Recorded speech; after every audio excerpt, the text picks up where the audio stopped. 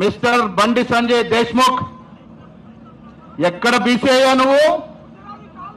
ఇలా ఒక్క మాటన మాట్లాడుతున్నావు బీసీల గురించి?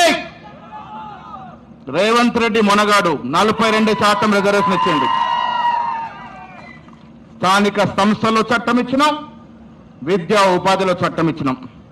ఒక రెడ్డి బిడ్డ ఉండి రేవంత్ రెడ్డి చట్టాలు తెస్తే మున్నూరు కాపు ముద్దు బిడ్డ అయిన బండి సంజయ్ ఏం చేస్తున్నావా? నువ్వు ఢిల్లీకి వెళ్ళి కిషన్ రెడ్డి కాళ్లకు మడుగులొచ్చుతావా?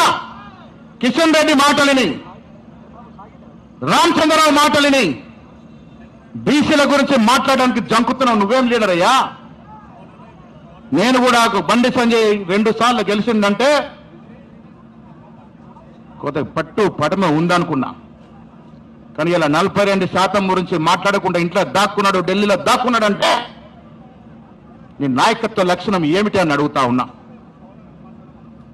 బండి సంజయ్ బీజేపీ అధ్యక్షుడి తీసేసిన రోజున ఈ మహేష్ గౌడ్ గలమెత్తిండు.